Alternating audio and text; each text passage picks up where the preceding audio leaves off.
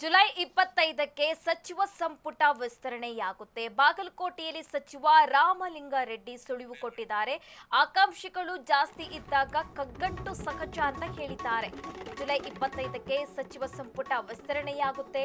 ಬಾಗಲಕೋಟೆಯಲ್ಲಿ ಸಚಿವ ರಾಮಲಿಂಗಾರೆಡ್ಡಿ ಸುಳಿವು ಕೊಟ್ಟಿದ್ದಾರೆ.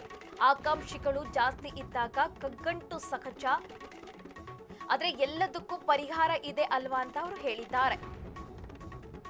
ನನ್ನ ತರ ಅದೃಷ್ಟ ಎಲ್ಲರಿಗೂ ಇರಬೇಕಲ್ಲ ಅಂತ ಬಾಗಲಕೋಟೆಯಲ್ಲಿ ಮಾತನಾಡಿದ್ದಾರೆ. ಹಿರಿಯರು ಹೊಸಬರಿಗೂ ಕೂಡ ಅವಕಾಶ ಇದೆ ಅಂತ ಹೇಳಿದ್ದಾರೆ. ಬಾಗಲಕೋಟೆಯಲ್ಲಿ ಸಚಿವ ರಾಮಲಿಂಗಾರೆಡ್ಡಿ ಹೇಳಿಕೆ ಕೊಟ್ಟಿದ್ದಾರೆ.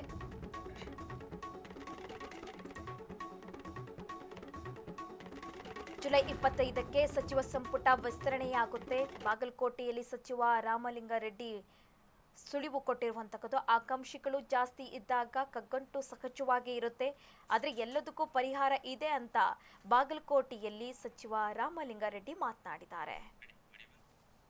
ಕ್ಯಾಬಿನೆಟ್ ನಲ್ಲಿ ಮುಖ್ಯಮಂತ್ರಿ ಹೇಳಿದ್ರು, ಡೆಲ್ಲಿಗೆ ಹೋಗ್ತಾ ಇದ್ದೀನಿ, ಕ್ಲಾರಿಟಿ ಸಿಕ್ಕಿದ್ರೆ 25ಕ್ಕೆ ಮಾಡೋಣ ಅಂತ ಹೇಳಿದ್ದಾರೆ.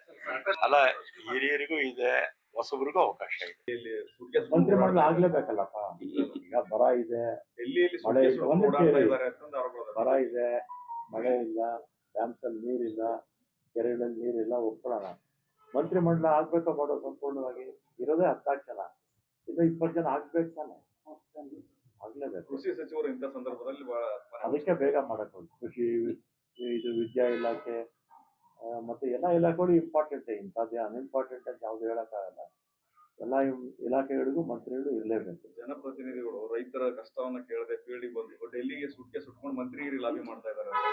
ಮಂತ್ರಿ ಮಾಡಿಲ್ಲ ಅಂತ ಹೇಳೋದೇ ಅಲ್ಲ, ಬಿಜೆಪಿ ಅವರು ತಿಂಗಳಾಗೋಯ್ತು.